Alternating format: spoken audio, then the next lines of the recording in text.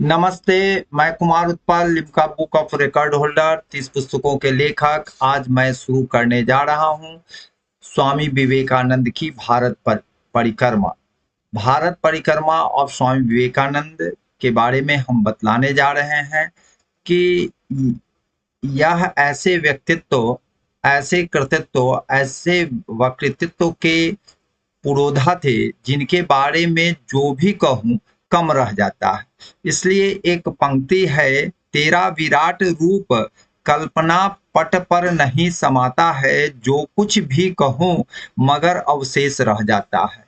यह व्यक्ति राष्ट्रवाद के प्रखर व्यक्ति थे और इन्होंने पूरे भारत को एकजुट करने में बहुत बड़ी भूमिका निभाई, जिसमें राष्ट्र भाव का केवल मतलब ये नहीं राष्ट्रीय संचेतना का भाव जागृत करना, बल्कि सामाजिक विषमता और धार्मिक विभिन्न तरह के कटुता को एक समान धरातल पर लाने का काम किए।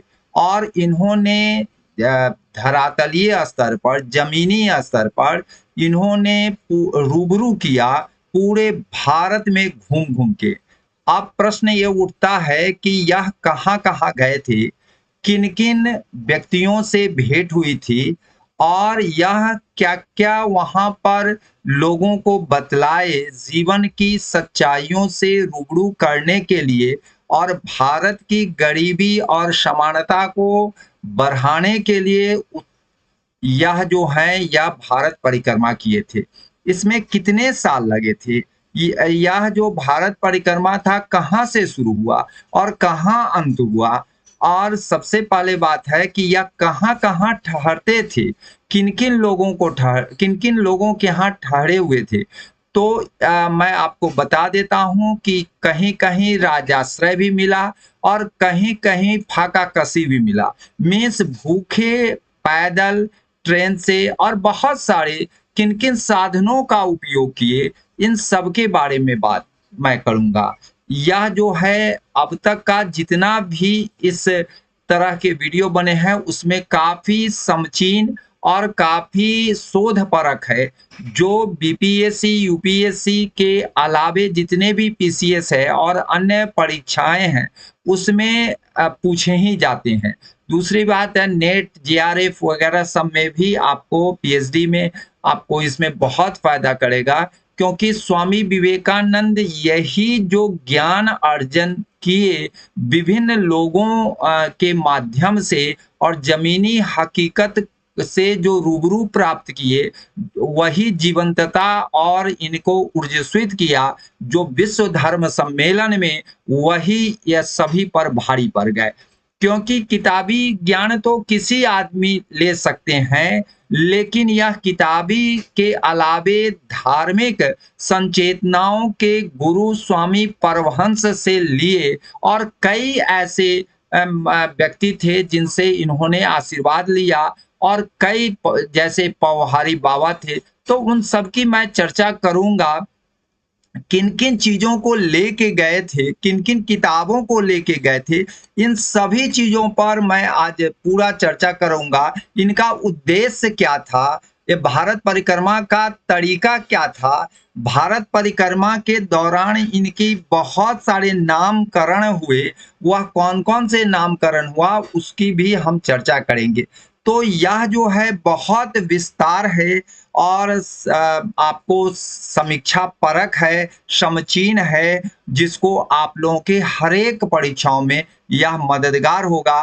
वैसे भी धार्मिक रूप से आप जनजागरण के दृष्टिकोण से और आपको राष्ट्रवाद की दृष्टिकोण से भी बहुत महत्वपूर्ण है। इनमें राष्ट्रवाद का जो रस कूट कूट के भरा था, जो रसान्वित हो गए थे इनके पूरे शरीर में, जिसको हम स्वांगीकरण कहते हैं, स्वांगीकृत हो गए, इनके रक्त में स्वांगीकृत हो गया था, वह एक ही चीज था, वह था राष्ट्रवाद। चाणक्य ने राष्ट्रवाद की शुरुआत की और उसकी प्रखर ज्वाला जो है आपको स्वामी विवेकानंद ने किया। इसी पर एक पंक्ति याद आती है कि जो भरा नहीं भावों से, जिसमें बहती रसधार नहीं, वह हृदय नहीं पत्थर है जिसमें स्वदेश का प्यार नहीं। तो यह स्वदेश का प्यार ही नहीं था, बल्कि गरीबी से उन्मुक्त होने के लिए, मुक्त होने के लिए, स्वच्छंद होने के लिए यह जो है लोगों को जनजागृत किए। इस पर आज हम समीचीन आपको प्रस्तुतिकरण करने जा रहा हूं, आप लोग ध्यान से सुनेंगे। स्वामी विवेकानंद की भारत परिक्रमा जनवरी 1887 ईस्वी में, जब रामकृष्ण परमहंस के मृत्योपरांत स्वामी विवेकानंद, जो उनका तत्कालिक नाम उस समय था, बचपन का नाम नरेंद्र नाथ दत्त था, और यह अन्य 8 गुरु भाइयों ने औपचारिक प्रतिज्ञा ली, और उसके बाद से 1888 में स्वामी विवेकानंद की भारत परिक्रमा की शुरुआत एवं वेदांत के सार के अनुसार यह जिंदगी भर चले। और वेदांत का जो सार था, अहम ब्रह्माक्षी त्वम छह, तो यह अहम ब्रह्माक्षी त्वम छह के सिद्धांत के अनुसार जिंदगी भर चले। रामकृष्ण परमहंस की आज्ञा से विवेकानंद ने अन्य भिक्षुओं के साथ कोलकाता के बारानगर में रामकृष्ण मठ की स्थापना की थी, और 1888 ईस्वी में यहीं से भारत परिक्रमा की शुरुआत की थी। मैं इसी दरमियान आपको बतलाऊंगा कि कैसे या बिहार में कौन कौन स्थान पर स्वामी विवेकानंद आए थे, या और इस भारत परिक्रमा में क्या बिहार के कुछ स्थलों पर आए थे या नहीं आए थे, उसमें इनका सम्मिलित होना बहुत सारे लोगों को नहीं मालूम है। मैं आज उस पर भी चर्चा करूंगा। मैं आपको बता रहा हूं भारत परिक्रमा में इनके साथ सामान क्या क्या थे। जैसे महात्मा बुद्ध थे, तो जहां भी जाते थे भिक्षा पात्र लेते थे, और उनको मतलब नहीं था विशेष रूप से। तो यह जो है इनके साथ एक कमंडल रहता था, जिसको कमंडलू भी कहा जाता है। 2 पुस्तकें इनके थैले में रहते थे। वह एक गीता था, जो आपको यहाँ पर दिखाई पड़ रहा है, और दूसरा जो था वह जो था the imitation of Christ, means मसीह का अनुकरण जो था वह था। कुछ लोग भी इनके साथ थे, और यह जो ईसा मसीह का अनुकरण है, इमिटेशन ऑफ क्राइस्ट पुस्तक है, उसकी पेज मैं दिखा रहा हूं। तो यह जो है आपको इनके साथ थे। यह 2 पुस्तकें बहुत महत्वपूर्ण थे। मैंने आपसे प्रश्न भी किया था कि मैं बताऊंगा कितना साल लगे थे, तो इनको 5 साल लगे थे। मेंस आपको 88 से 1888 से शुरुआत किए थे, और यह जो है अंत किए थे 1893 ईस्वी में। मैं आपको बता रहा हूं इनका सबसे बड़ा था कि कोई भी चीजों का उद्देश्य क्या है, क्योंकि यह विचारोत्तेजक संवेदना के जनक पुरुष थे। राष्ट्रवाद की तो ज्वाला पैदा करने वाले थे, और राष्ट्रवाद की ज्वालामुखी के क्रेटर पर बैठ के पूरे भारत में राष्ट्रवाद को या इन्होंने आपको संजीवनी बूटी दिया था। मैं आपको बता रहा हूं कि इनकी सबसे बड़ी थी राष्ट्रवाद, लेकिन राष्ट्रवाद के साथ साथ इन्होंने गरीबी, दरिंदगी, बेरोजगारी काफी सहा था।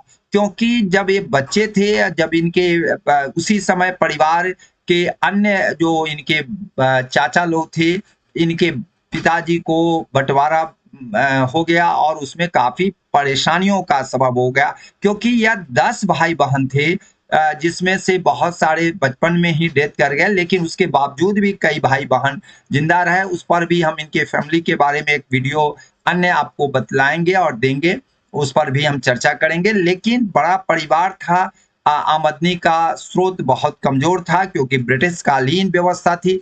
तो इनकी जो उद्देश्य जो थी, व्यापक रूप से दौरा करने के पीछे इनका सबसे बड़ा उद्देश्य था कि यह गरीबी और दरिंदगी और पीड़ा को पीड़ा को आत्मसात करना और समझना, और उसके प्रति सहानुभूति विकसित करना, और कैसे संपन्न हो, इसकी संपन्नता कैसे बढ़े, समानता कैसे बढ़े, सामाजिक उत्थान कैसे बढ़े, और राष्ट्रोत्थान का संकल्प कैसे लिया जाए, और सबसे बड़ी बात है, जितनी भी धार्मिक परंपरा थी, सामाजिक ताना-बाना था, उसको गहराई से समझना और इसके लिए इन्होंने बहुत सारे धार्मिक नेताओं से, धार्मिक आपको प्रगतिशील व्यक्तियों से, साधु और संतों से इन्होंने विचार विमर्श किया इस पर,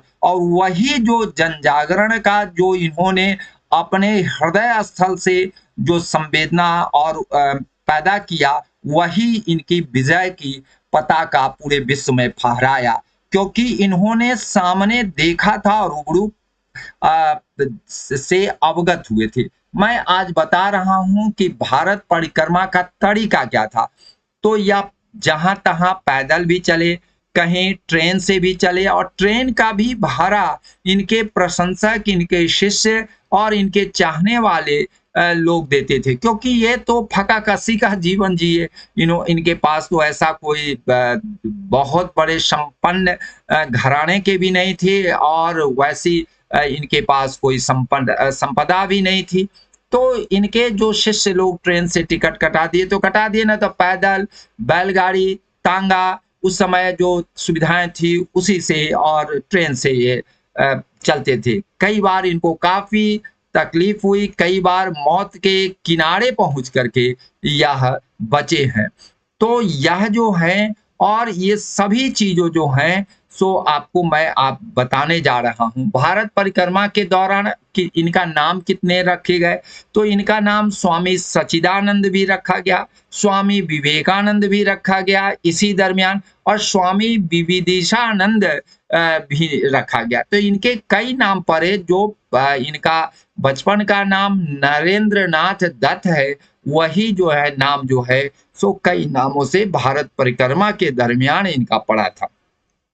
आप देख रहे हैं यह आपको परिक्रमा के दौरान जो इनका वेशभूषा है, आप देख रहे हैं, इसी वेशभूषा लेकर के ये पूरे भारत में परिक्रमा किए थे। मैं आपको यह बतलाने की कोशिश करने जा रहा हूं कि यह जो भारत परिक्रमा है, यह विवेकानंद की मुख्य मंजिल जो थी वह हिमालय थी, और हिमालय पहुंचने के क्रम में वह सबसे पहले बनारसी जो बनारस कहलाता है, और वहां पर रुके और अपने मित्र के यहाँ वह ठहरे थे। वह मित्र इनका जो था, वह मैं आपको यहाँ संस्कृत के बहुत संस्कृत और वैदिक विद्वान थे, बाबू प्रमदादास मित्र, उन्हीं के यहाँ यह ठहरे हुए थे। उन्होंने इनका भरपूर स्वागत किया, लेकिन इनके साथ एक दुखद घटना हो गई कि इनके दादा दुर्गा चरण दत्त जो थे, वह जो है इसी भीड़ में गुम हो गए, जो इनको कभी नहीं मिले। और इसके बाद इनको काफी दुख भी हुआ, काफी अंतर्मन में इनका टीस लगा कि भाई हमारे दादाजी गुम हो गए। लेकिन इसके बाद भी यह थमने वाले नहीं थे, यह रुकने वाले नहीं थे, और इसी दरमियान बंगाली लेखक भूदेव मुखोपाध्याय और हिंदू संत त्रैलंग स्वामी से मुलाकात की। मैं आपको बता रहा हूं कि बनारस के बाद अगस्त 1888 में, 1888 में अयोध्या, लखनऊ, आगरा, वृंदावन बलराम बोस के यहाँ यह ठहरे थे। तो बलराम बोस का इनके प्रशंसक थे और शिष्य गण के रूप में थे, तो यह यहाँ पर ठहरे थे। सितंबर 1888 में हाथरस में ब्रोजेन बाबू के यहाँ ठहरे थे। हाथरस के स्टेशन पर मास्टर शरद चंद्र गुप्त जो थे, देखे कि यह संत दो काफी प्रतिभाशाली लगते हैं, और उनसे आकर के पूछते हैं, लेकिन इनके ओठ सूखे हुए थे, भूख के मारे छटपटा रहे थे भीतर ही भीतर। तो उन्होंने समझ लिए कि यह भूखे हैं, क्या आप भूखे हैं?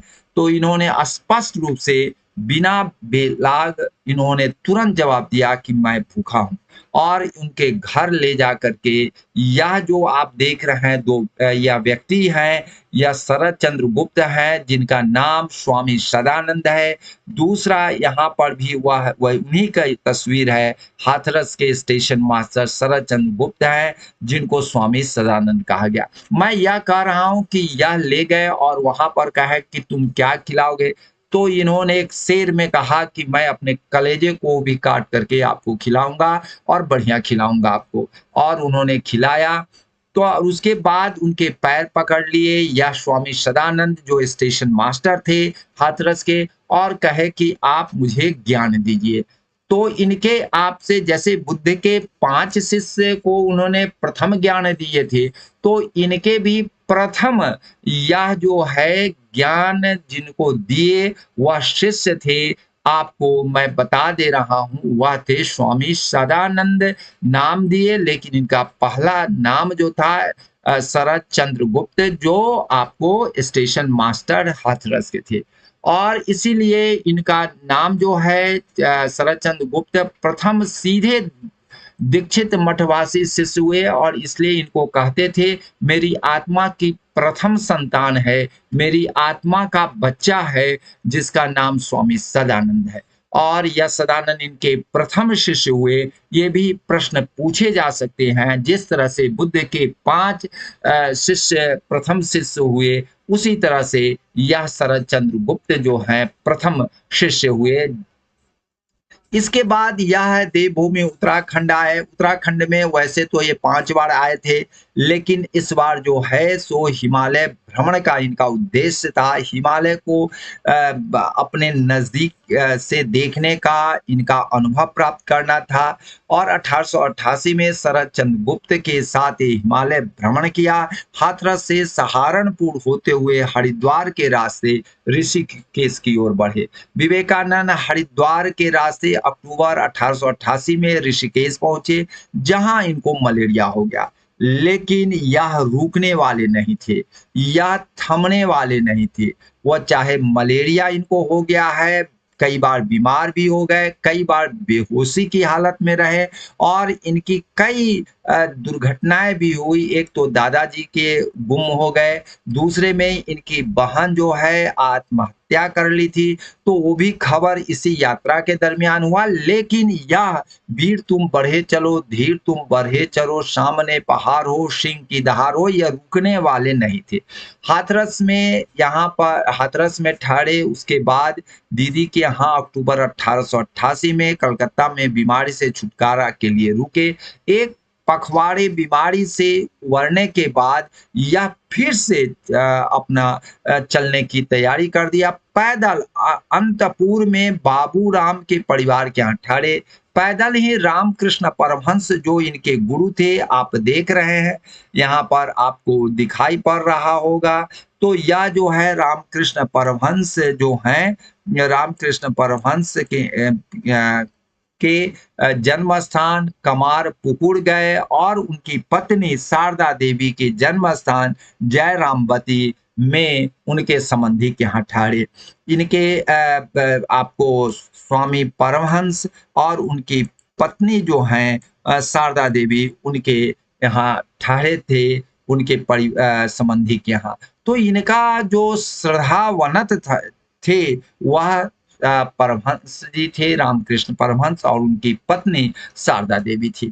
मैं आपको आगे बता रहा हूं कि यह जो है उसके बाद से सिमुल तल्ला आए, जो मिनी शिमला कहा जाता है। यह सिमुल तल्ला जो है आज जमुई जिला में है। पहले तो मुंगेर जिला में था, अब जमुई जिला बन गया है। और यहाँ 26 जून से 4 जुलाई 1889 ईस्वी में स्वास्थ्य लाभ लिए और संबंधी के यहाँ ठहरे। और यह लट्टू पहाड़ है, यही लट्टू पहाड़ पर यह इन्होंने ध्यान किए।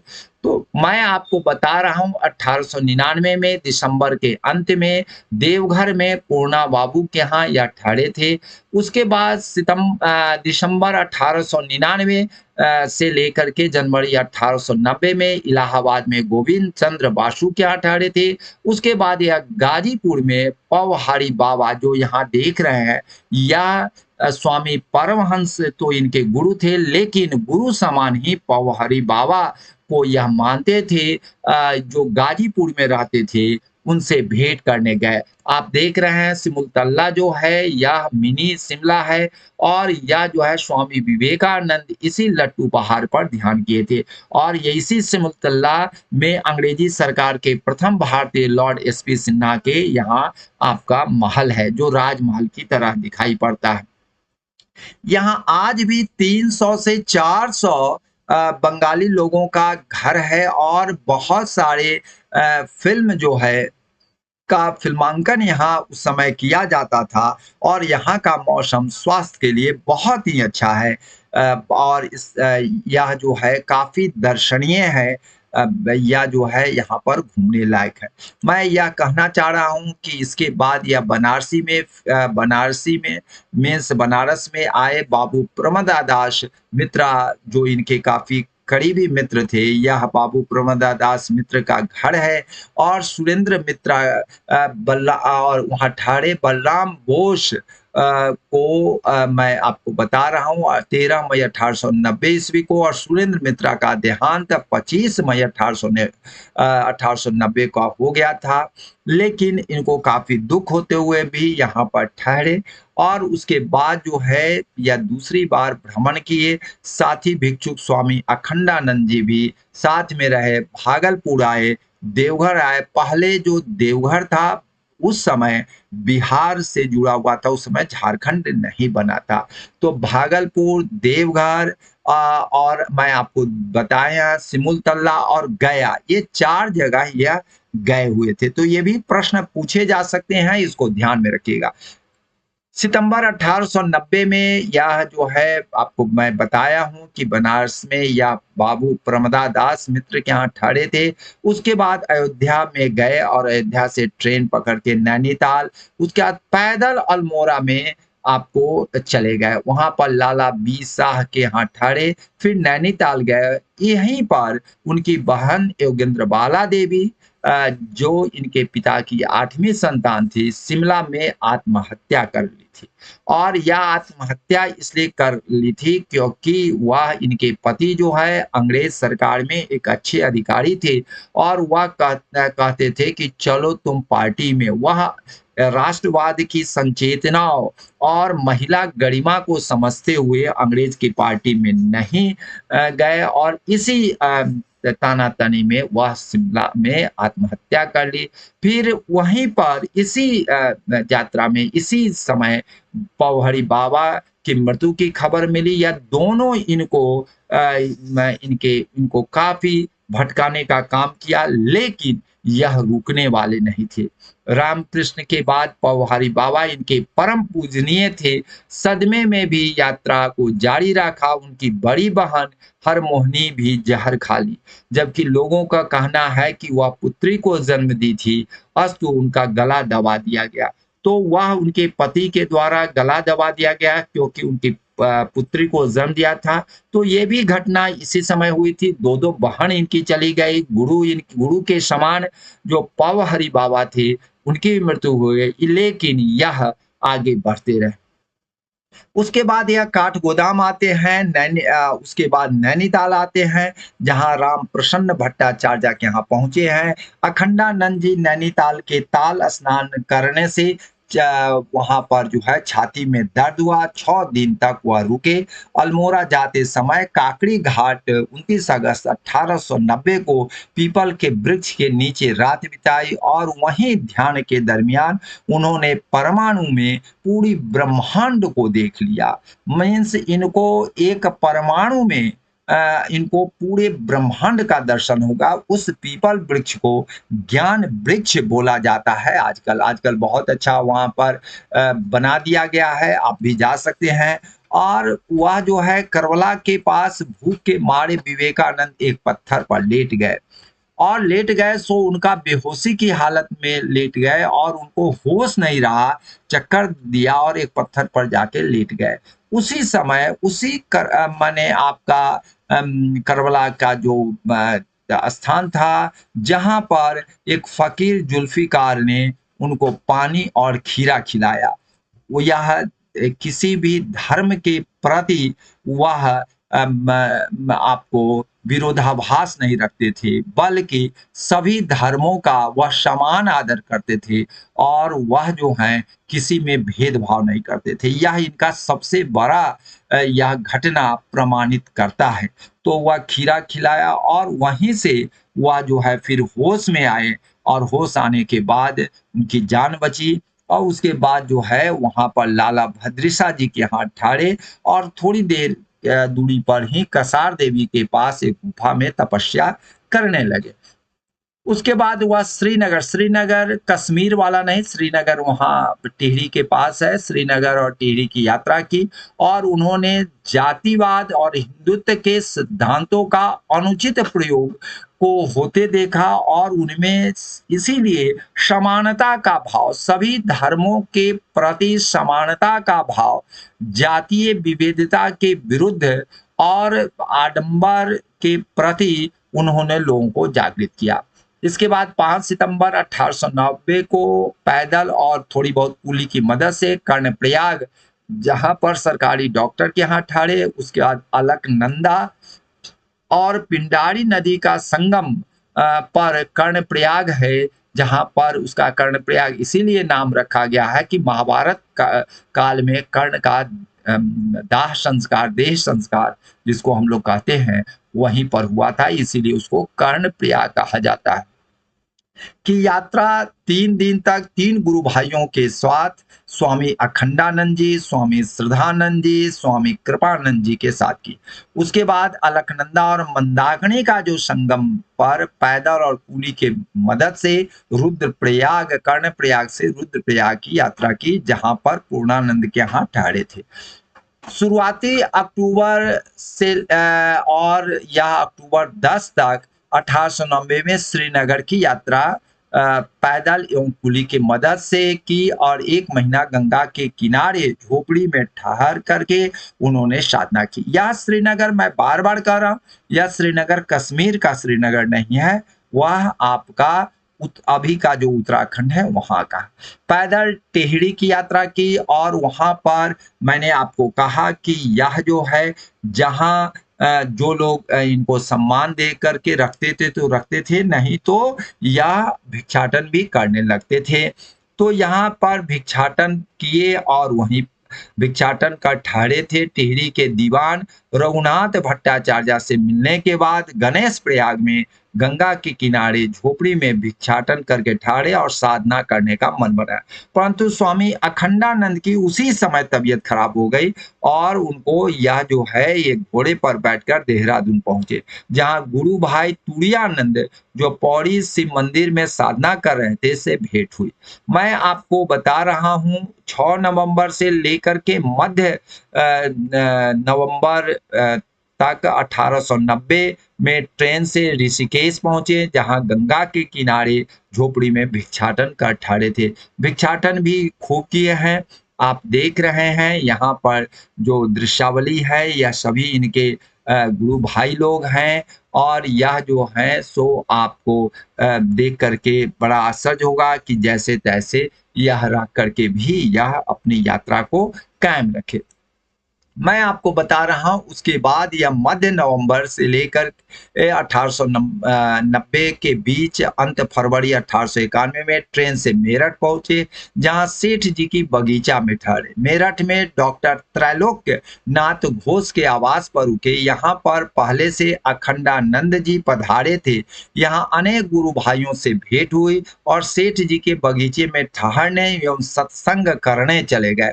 यहाँ से 4-5 सप्ताह रहकर जनवरी 1891 में विवेकानंद चुपचाप अकेले ट्रेन से दिल्ली पहुंच गए, जहां पर ऐतिहासिक स्थलों का सम्मोहक प्रभाव उन पर पड़ा। दिल्ली में स्वामी विवेकानंद ने अपना नामकरण विविदिशानंद इसलिए किए कि वह अपरिचित रहे।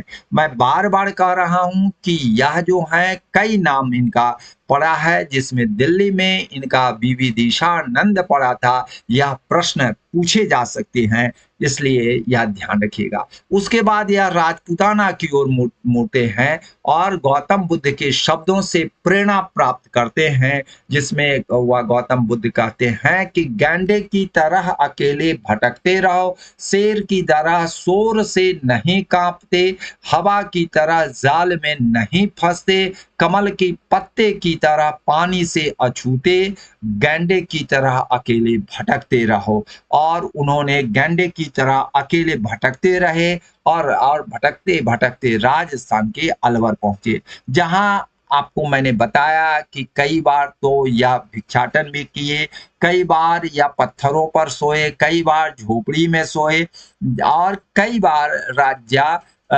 राजाश्रय मिला, राजा का आश्रय मिला और वहां पर भी ठहरे। तो यहाँ पर राजस्थान के अलवर में राजा मंगल सिंह उस समय थे, उन्होंने इनका स्वागत किया और वहाँ के हिंदू और मुसलमानों ने तहे दिल से स्वागत किए और शाही घराना को हिंदुत्व का वास्तविक अर्थ इनको समझाने का मौका मिला, क्योंकि राजा मंगल सिंह जो थे विदेश से पढ़े हुए थे, उनको हिंदू मूर्ति पूजा का उन पर भरोसा नहीं था और उन्होंने उपहास किया आपको विवेकानंद के सामने। मैं आपको बता रहा हूं उनके जब उन्होंने जवाब दिया मूर्ति पूजा के आपको समर्थन में, तो वह निशब्द हो गए। जैसा कि उन्होंने कहा कि मूर्ति पूजा बेकार की चीजें हैं हिंदू धर्म में। उन्होंने कहा मूर्ति पूजा बेकार नहीं है, यह प्रतीकात्मक पूजा है और प्रतीकात्मक पूजा को बेकार नहीं कहा जा सकता है कि हर चीज का एक प्रकृति होती है, प्रवृत्ति होती है और प्रतीक होता है। उसी प्रतीक पूजा को आप उसको गलत नहीं ठहरा सकते हैं। उसी समय तत्क्षण, क्योंकि वह हाजिर जवाबी भी थे, उन्होंने कहा कि यह जो मूर्ति है किनकी है, तो यह मेरे पिताजी की मूर्ति है, तो आप उस पर थूकिए। जो ही कहा तो उनकी होश आई कि यह मूर्ति जो है, सो जो हमने मूर्ति पूजा का विरोध किया है, तो क्यों हम मूर्ति पिता का टांगे हुए।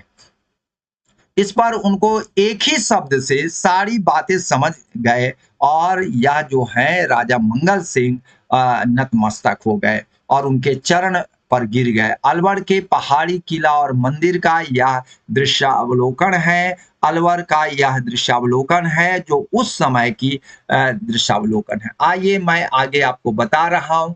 इसके बाद वह जयपुर पहुंचते हैं, अजमेर, और उसके बाद माउंट आबू पहुंचते हैं।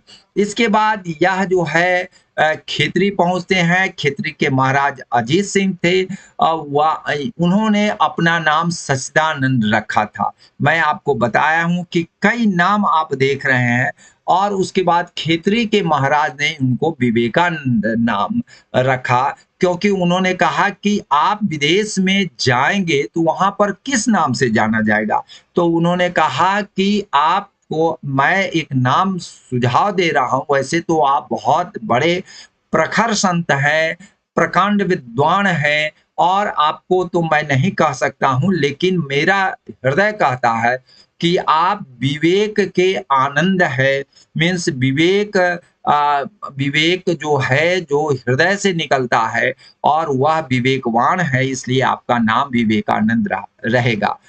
और उन्होंने इस नाम को कायम रखा और विवेकानंद यहाँ 10 सप्ताह तक इनके मेहमान रहे, कई बार इनके यहाँ गए। और यह खेतरी के जो राजा थे, जहाँ पर आप जान ही रहे हैं राजस्थान में खेतरी जो है तांबे का बहुत बड़ा आपको खदान है, माइंस है वहां पर, और इनके जीवन पर्यंत संरक्षक यह बने रहे। मैं आपको बता रहा हूं कि यह विदेश भेजने में इन्होंने तन मन धन से सहयोग भी किया था।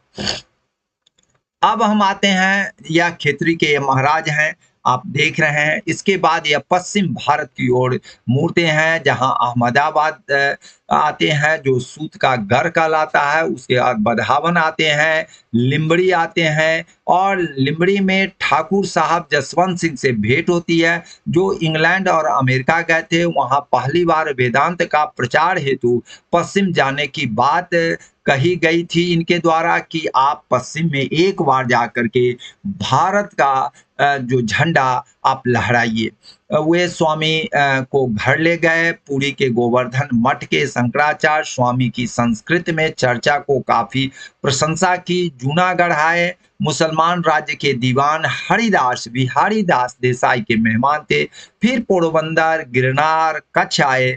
कच्छ के महाराज एवं भुज के दीवान उनके निकट संपर्क में आए और उसके बाद है भुज के दीवान के यहाँ रहे। जूनागढ़ में जूनागढ़ राज्य के दीवान हरिदास बिहारी दास जो हैं आपको देसाई के मेहमान थे। से वेरावल पाटन सोमनाथ द्वारका पालिताना नाडियाड और बड़ौदा की यात्रा की। यह देख रहे हैं हवा महल जयपुर का उस समय की तस्वीर है।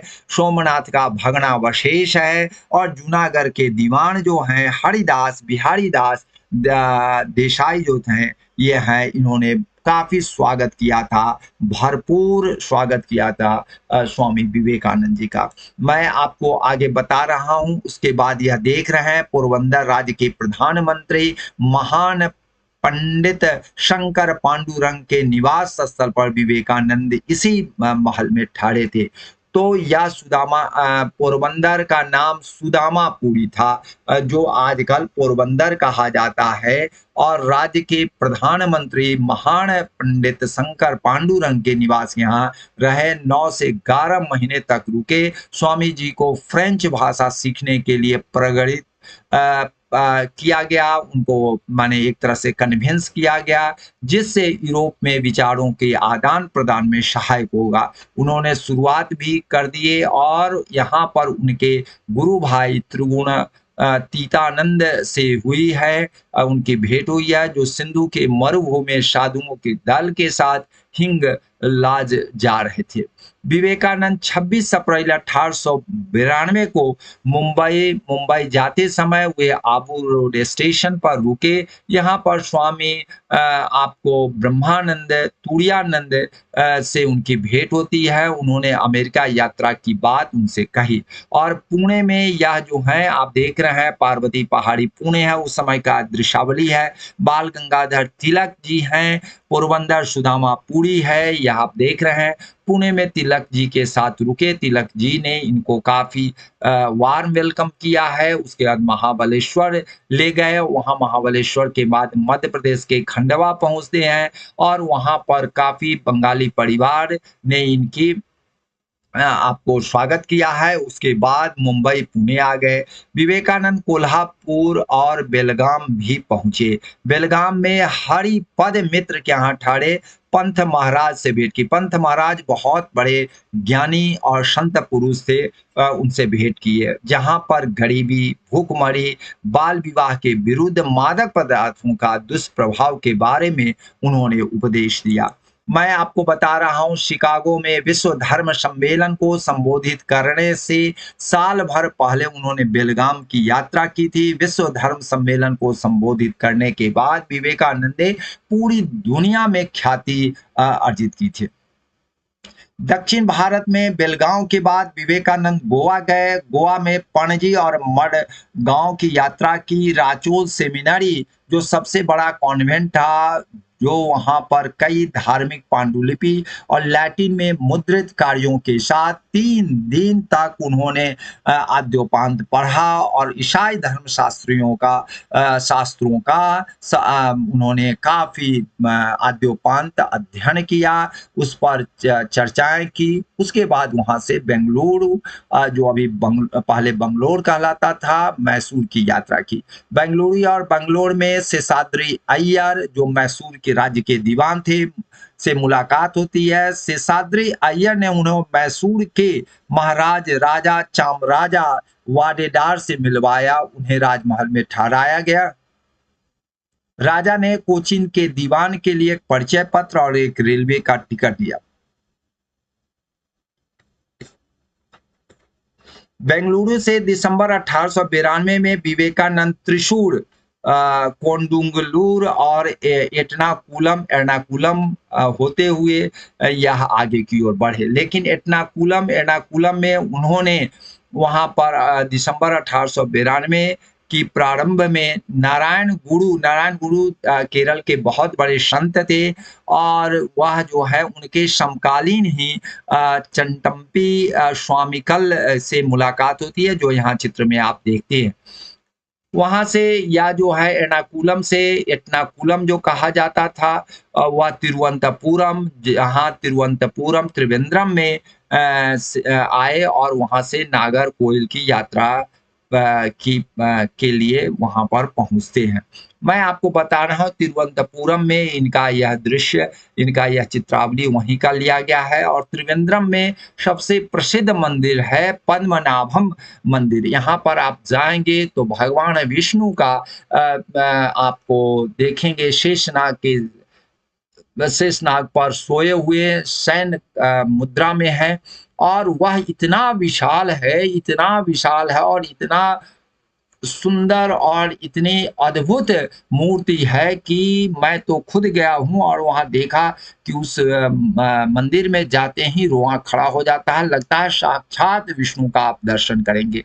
और इसी पद्मनाभम मंदिर में गए वहां पर, और वहां के राजकुमार जो थे मार्तंड वर्मा के यहाँ ठहरे थे। और वहीं पर राजकुमार के गुरु जो थे के सुंदरमा अय्यर से भेंट होती है, विचार विमर्श होती है, धार्मिक संवेदनाओं का आदान प्रदान होता है और एक दूसरे को यह काफी प्रभावित करते हैं।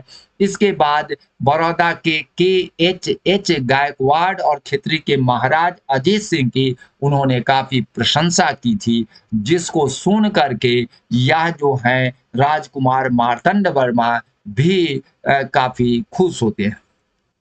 इसके बाद स्वामी विवेकानंद जो 24 दिसंबर 1892 को यही कन्याकुमारी मंदिर है, या भारत का अंतिम छोर है। आप देखेंगे कि भारत का जो नक्शा आप देखते हैं ठीक इस तरह से अंतिम में मिलता है। मैं उस पॉइंट पर गया हूं, देखा हूं कि एकदम धरती जो आपको ट्रायंगुलर दिखती है, एकदम आपको लगेगा कि एकदम जो मैप में देखती है वो एकदम ठीक आपको दिखाई पड़े।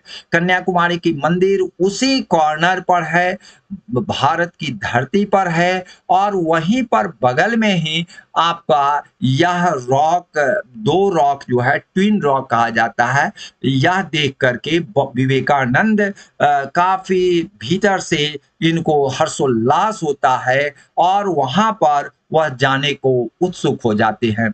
संजोग से क्या होता है कि इनके पास तो पैसे थे नहीं, या तो भिक्षाटन करते थे और कोई आदमी दे दिया तो ठीक है, नहीं दिया तो फका कसी, और या भूखे भी रह जाते थे।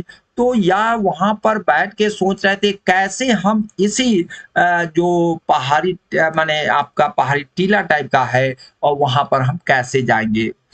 तो वहां पर बैठ के सोच रहे थे, फटे हुए वसंत थे, कपड़े जो फट चुके थे, काफी दिक्कत में आ गए थे। तो वहां पर वह जो है बहुत सारे लोग उस पत्थर पर घूमने के लिए जाते थे। शिला पर जो है समुद्र के बीच में है, आप बीच में तो नहीं कहिए लेकिन चारों तरफ समुद्र है, किनारे पर ही कुछ मिनट 5-7 मिनट में आप पहुंच जाएंगे जहां से। तो लेकिन चारों तरफ से पानी है, एक टापू है, छोटा टापू की तरह है। तो वहां पर यह बैठे हुए थे, तो कोई नाव वाला इनको तवज्जो नहीं दे रहा था। तो ऐसी स्थिति में वह क्या किए कि अगर कोई नहीं ले जाएगा तो हम कूद करके पहुंच जाएंगे तैर करके। लेकिन जो ही कूदे तो इनको तो तैरने की उतनी आदत थी नहीं, या डूबने लगे, उतराने लगे। तो वह जो है कुछ जो नाविक सब था वो कहा कि अरे रे रे, यह भिखारी मर रहा है, बचाओ बचाओ। तो वह बचा करके इनको फिर उसी छोटी सी नाव पर जो है वह जो है चढ़ाए और वहां पर पहुंचा दिया। पहुंचा देने के बाद फिर वह सब चलाया। वहां पर 3 दिन और 3 रात या पूरी 24 घंटा यह साधना करने लगे। वहां पर आप भी जाएंगे तो आपको लगेगा कि चारों तरफ से ऐसी ठंडक हवाएं बहती रहती है, जो आपको ऊर्जित करेगी और थोड़ा देर के आपको भी लगेगा थोड़ा देर तक के लिए कि हम भी ज्ञान प्राप्त हो गए। तो या तो संत थे, हम भी गए थे तो वहाँ पर लगा कि हमको भी ज्ञान मिल गया, लेकिन ऐसा नहीं है। जो संत होते हैं उन्हीं को ज्ञान मिलता है, हम लोग सांसारिक जीवन में रहते हैं। तो वह जो है यह संत वहाँ पर गए हैं और वह 3 रात 3 दिन तक जगे माने एकदम साधना करते रहे। उनके बाद वह ज्ञान इनको मिलता है और वह ज्ञान जो मिलता है उसके बाद जो है आपको यह ज्ञान जो है यही ज्ञान पूरे विश्व में यह आपको फैलाते हैं। इतने कम उम्र में पूरे विश्व विश्रुत होना यह सब बहुत ही आश्चर्य की बात है कि आज तक इतने कम उम्र में विश्व विश्रुत कोई नहीं हो सका।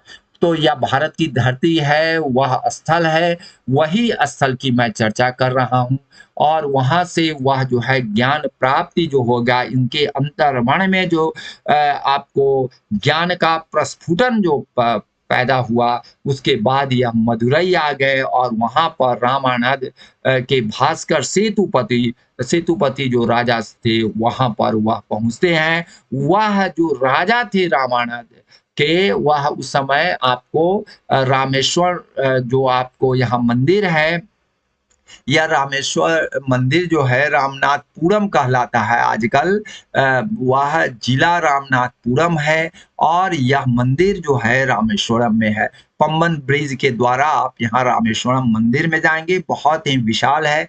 कई कुआं हैं यहाँ पर, काफी प्रसिद्ध जगह है और भगवान शिव का भगवान राम का यहाँ पर मंदिर है। इसी में आपको है, मैं यहाँ पर गया हूँ, देखा हूँ और बड़ा ही अच्छा माहौल है। तो या जो है या जो आप ये सोचते होंगे रामेश्वरम आप कहेंगे तो लोग उतना नहीं समझेगा, लेकिन रामनाथपुरम कहेंगे तो आप समझेगा। तो इसी रामानाद जो है रामनाद जो है इसी उस समय रामनाद कहलाता था और उसी के जो राजा थे भास्कर सेतुपति थे, इनसे दीक्षा लिए और इनके शिष्य बन गए। आप समझ सकते हैं एक राजा का शिष्य बनना आसान काम नहीं है। यह उतने प्रभावित हो गए, कुछ कहने के लिए नहीं। तो यह रामनाथपुरम जो है, जो रामनद उस समय रामनाद भी कहलाता है। इसके बाद ये पुदुचेरी आते हैं, उसके बाद यह ट्रेन से आते हैं मद्रास आते हैं। मद्रास में यह जो है इनको स्वागत करने के लिए 500 लोग रेलवे स्टेशन पहुंच जाते हैं और यहाँ पर हजारों लोग इनका विदा करने के लिए भी मद्रास से जाते हैं। इनके शिष्य जो थे यह बहुत प्रसिद्ध शिष्य थे, जिनको अलासिंगा पेरुमल कहा जाता है, अलसिंग पेरुमल भी कहा जाता है। यह जो हैं जो आपको जब यह जाने लगे अमेरिका तो यही छोड़ने भी गए थे और यह काफी इनसे प्रभावित थे। आइए मैं आगे आपको बताता हूँ। विवेकानंद 10 फरवरी 1893 को हैदराबाद पहुंचे। यहाँ पर उन्होंने आपको 26 फरवरी 1893 तक रहे। उसके बाद इन्होंने पश्चिम की यात्रा का मन बना चुके थे। फिर यह जो है मद्रास आए, 10 अप्रैल 1893 तक रहे। फिर ये बंबई आ गए और बंबई में यह कालीपद घोष के यहाँ ठहरे थे। 21 अप्रैल 1893 को फिर से खेतरी आए, क्योंकि खेतरी महाराज के यहाँ रुके और वही सारी व्यवस्था किए थे, इसलिए उनसे राय विचार विमर्श करना था। 16 मई 1893 को वह फिर बंबई आ गए और 31 मई 1893 को अपनी इस भारत यात्रा की समाप्ति के बाद एसएस पेंसुलर जहाज से, पेंसुलर एम वेरिएंट कंपनी के माध्यम से, जो यहाँ पर आप देख रहे हैं यही एसएस पेंसुलर यह जहाज है, सीप है, इसी से विवेकानंद गए थे। और इनको छोड़ने के लिए मैंने आपको बताया खेतरी महाराज के दीवान जगमोहन लाल और अलसिंग पेरुमल जहाज के दरवाजे तक आए, उनका चरण स्पर्श किया और जब तक यह जहाज आपको उनकी नजर से ओझल नहीं हुआ तब तक इनके आंखों से अश्रु गिरते रहे यह दोनों व्यक्ति का। और इनको खुशी खुशी पूर्वक यह लोगों ने पूछा आप क्यों रो रहे हैं, या तो जा रहे हैं संत महाराज जी, तो कहे कि यह खुशी का है अश्रु है, मीन्स आनंदाश्रु है, आनंद के अश्रु है। इसीलिए उसको कहते हैं यह दोनों व्यक्ति दीवान जगमोहन लाल और अलसिंह पेरूमल जो आपको मद्रास के एक आपको इनके शिष्य थे, और उनके आनंद अश्रु थम नहीं रहे थे, और वह पहुंचा करके ही लौटे हैं इसी एसएस पेनिनसुलर से। मैं आपको बता रहा हूं इन सारी जो आपको मैंने कथा कहा या उनके बारे में बताया कि भाई कहाँ इनको ज्ञान प्राप्ति हुई, किन किन लोगों से इनकी भेंट हुई, कौन कौन से जगह गए, इन सारी की पूरी ब्यौरा मैंने आपको गूगल से तो मदद लिया ही हूँ। विवेकानंद की बहुत किताबें हैं, Bhakti Yoga, caste and culture of socialism, Christ the messenger, the complete words of Swami Vivekananda, east and west. उसके बाद एसेंशियल्स ऑफ हिंदुइज्म में आपको इंस्पायर्ड टॉक्स, कर्म योग जो इनका भक्ति योग है, कर्म योग है। उसके बाद मॉडर्न इंडिया है, आवर वोमेन है, राजयोग है। यह सब योग है, भक्ति योग, राजयोग या कर्म योग, इन सब इनकी किताब है। रिलीजन लव, उसके बाद साल्वेशन एंड सर्विस है विवेकानंद की जो किताबें हैं। अन्य कई लेखक ने लिखा है, आर के दास गुप्ता भी लिखे हैं। The message of our master जो रामकृष्ण के फर्स्ट डिसिपल थे उस पर लिखे गए थे, स्वामी अभेदानंद जी लिखे हैं। इस तरह से आपको बहुत सारे हैं। Notes of some wandering with Swami Vivekananda, sister Nivedita लिखी है। आरसी मजुमदार साहब लिखे हैं, शंकरी साहब लिखे हैं, एससी सेन गुप्ता लिखे। बहुत किताबें का आद्योपांत अध्ययन कर मैंने इसको सारा चीज को रखा हूँ। आप सबके लिए यह बहुत वैल्यूएबल है। प्लीज आप इसको देखेंगे, सब्सक्राइब करेंगे और आगे इनके बारे में और भी बहुत सारी चीज बताएंगे। जय हिंद, जय भारत।